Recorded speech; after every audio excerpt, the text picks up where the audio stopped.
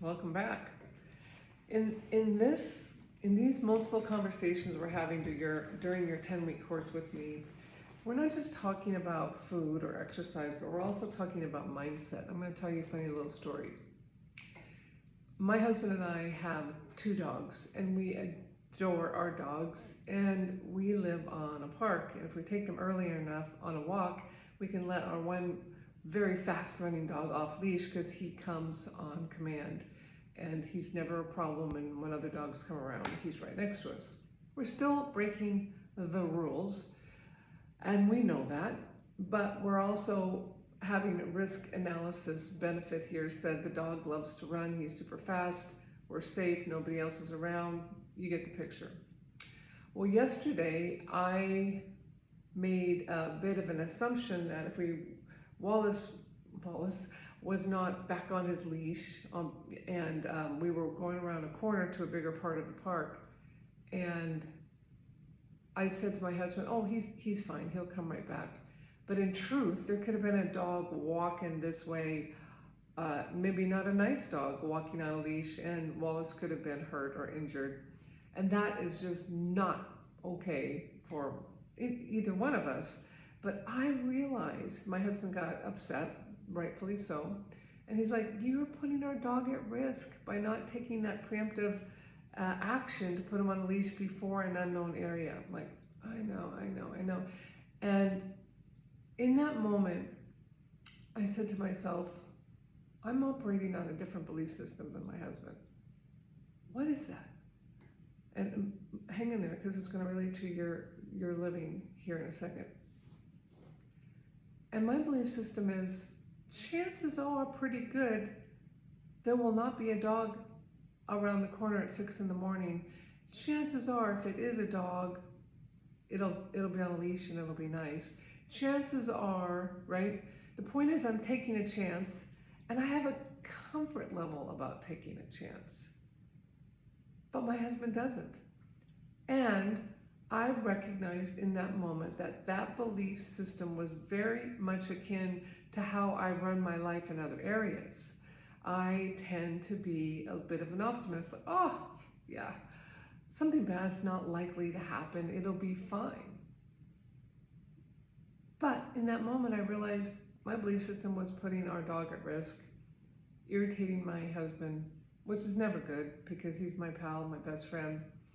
And I decided to shift my belief system, to pick another one, to say, you know what, I'm going to change it to, I believe that something likely bad is not going to happen, but it is possible, so I'm going to be careful and I'm going to leash him up before we get to the mystery zone.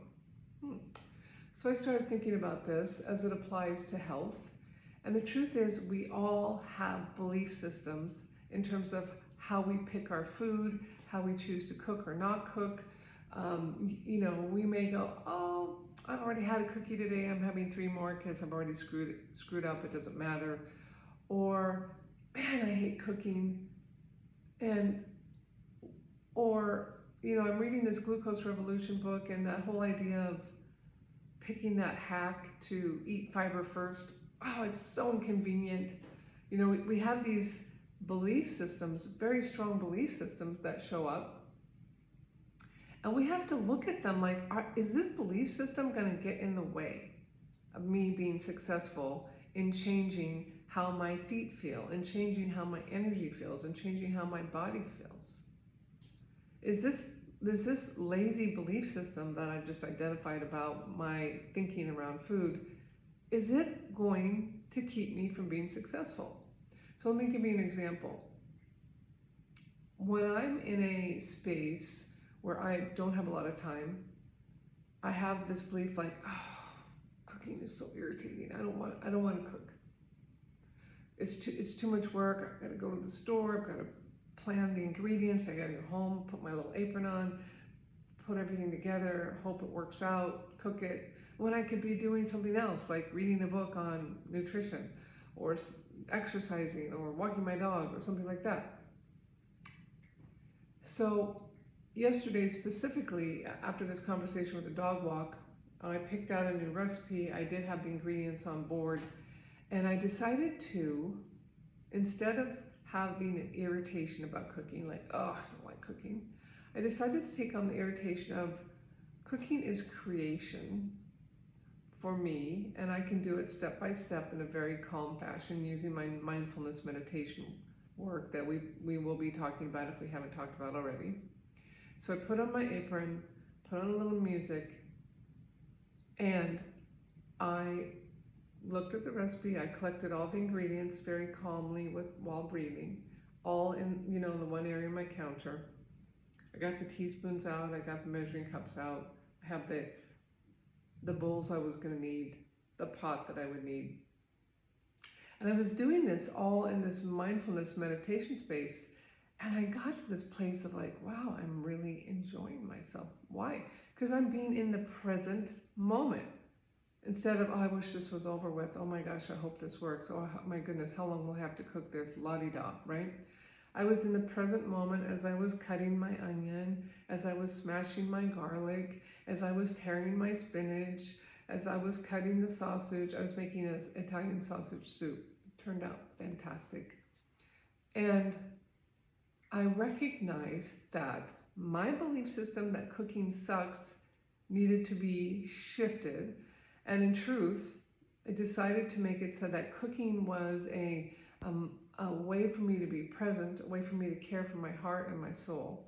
And I actually, no kidding, enjoyed the process from start to finish. And the soup was amazing, I have to say. And I'm not the world's best cook. I can cook for sure, but my husband always, who is a great palate, always has a recommendation like, oh, it needs a little bit of this, a little bit of that, could have cooked longer. But when I gave this soup to him last night, he said, oh, wow, it's really good. So my request for you today is to take a look and say, what belief system do you currently have that is going to keep you from being successful and eating well and caring for yourself properly and giving yourself the time to do the steps we're recommending throughout this course? You figure out a belief that is sabotaging you. And beliefs can be replaced, but you have to do it consciously. It's best to journal about it. It's best to talk about why you changed it. And then you go from there. Okay? So that is your homework for the next 2 days. Identify a belief system that you think is screwy and shift it up and change it and have the power yourself to say, this is my new belief system.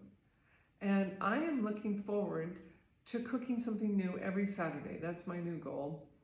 If I'm home, if I'm not traveling, I'm going to cook something new every Saturday. And you think, oh, Kelly, my God, I've been doing that for years. Well, yeah, you have superpowers that I don't have, and I have some superpowers that you don't yet have, but we can all come to a place where we are winning. All right. Well, good luck, and be honest with yourself. It's okay to say, man, I've been operating on funky belief systems. It's all right. You got this. Talk to you soon.